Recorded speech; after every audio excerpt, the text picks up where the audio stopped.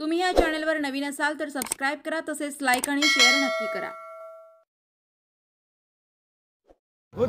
बाळासाहेब, विधानसभा निवडणुकीनंतर आज या ठिकाणी समर्थकांची कार्यकर्त्यांची संवाद बैठक घेतली गेली।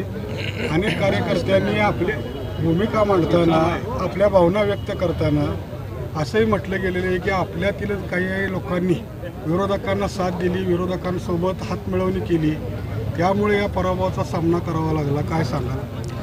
काय अनेकांनी आपापली मतं व्यक्त केली। निवडणुकीमध्ये हार जीत होत असते, त्याचा अर्थ असा समजायचे कारण नाही की लोक आमच्यापासून बाजूला गेले, काही वेगळ्या विचारांनी थोडी भरकटलेली असतील। मला खात्री आहे लोकांना त्यांच्या ज्या काही झालेल्या चुका आहेत त्या जाणीव होणार आहे आणि ती सगळी आमची लोक आहेत, ती कुठेही कोणी जाणार नाही आणि पुन्हा पूर्वीसारखं आम्ही 100% मतदारसंघाच्या विकासासाठी काम करणार। काही अशाही क्लिप फिरतायत सोशल मीडियावर की ज्याच्यामधून ऊसाची अडवणूक म्हणजे करण्याचे काही वक्तव्य त्यातून केली जात आहेत।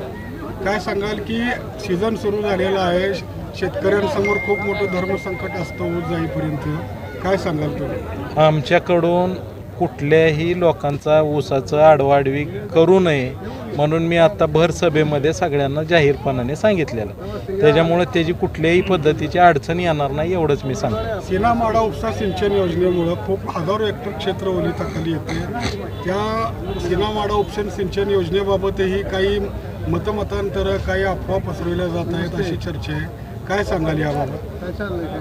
काय सीना-माडा उपसा सिंचन योजनेचं जवळपास वर्षभर लागेल एवढं लाईट बिल आम्ही मागच्या 6 महिन्यात आधीच भरून ठेवलेलं।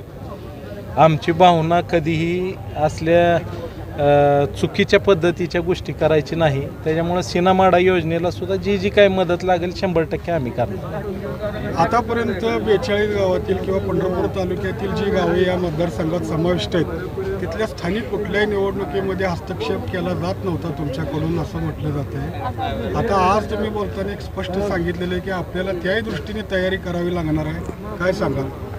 पंढरपूरच्या 42 गावामध्ये मी आज या ठिकाणी एवढं स्पष्ट केलं आहे की ज्या लोकांनी आपल्याला सहकार्य केलं त्या लोकांच्या बरोबर राहून सगळ्या स्थानिक स्वराज्य संस्थेमध्ये त्या लोकांना मदत आणि त्यांच्याबरोबर काम करून एक चांगल्या पद्धतीचं काम त्या 42 गावामध्ये सुद्धा करायचं मी आज जाहीर केलेलं आहे आणि तशा पद्धतीचं काम तिथल्या आमच्याबरोबर राहिलेल्या सगळ्या लोकांना घेऊन आम्ही करणार। विधानसभा निवडणुकीमध्ये 3500 रुपये दराचा जो घोषणा केलेली होती चेअरमनकडून, विरोधी चेअरमनकडून, आज त्याची खूप मोठी चर्चा होती आहे, तुमच्याकडून ही दराची घोषणा झालेली आहे, काय सांगाल तुम्ही? आमच्याकडून दराची घोषणा म्हणजे जेवढं आम्हाला शक्य आहे तेवढं दादा देणार आहेत, पण बाकीच्यांच्या घोषणेचं मी निर्णय घेऊ शकत नाही, त्याच्यामुळे त्याच्यावर मला काय बोलायची इच्छा नाही।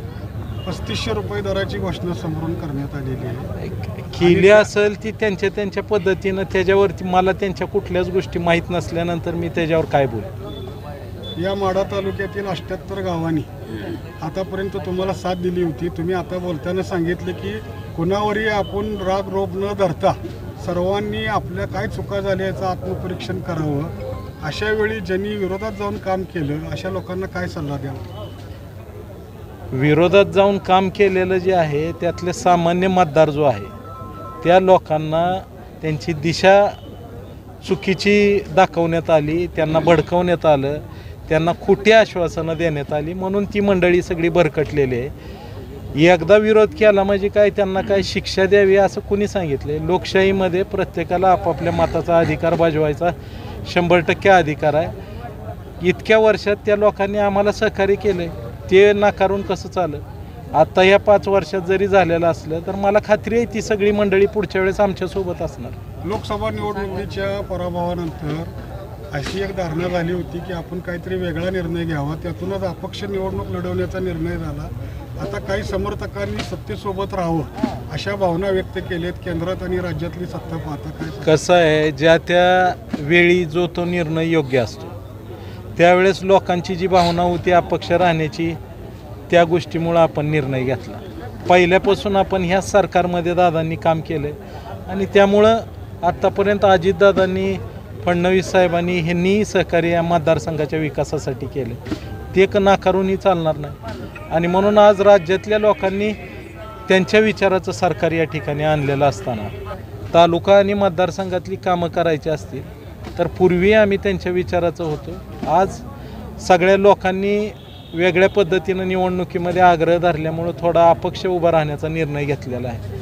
परंतु आम्ही 100% सरकार त्यांचं असल्यामुळं येणाऱ्या कालावधीमध्ये तालुका आणि मतदारसंघातली कामं करायच्या दृष्टीनं सरकारकडे जावंच लागतं आणि त्या दृष्टीनं आमचा निश्चितपणाने विकासासाठी तो प्रयत्न राहील. आपल्या काही समर्थकांनी प्रेमापोटी विधान परिषदेची मागणी करावी, त्यासाठी प्रयत्न व्हावेत असा एक अपेक्षा व्यक्त केली आहे. काय सांगा? काय ज्या गोष्टी आपल्या हातात नाहीत त्या गोष्टी आपण बोलणं थोडं चुकीचं आहे. त्यामुळं त्या गोष्टीवरती मी काही वक्तव्य करणार नाही.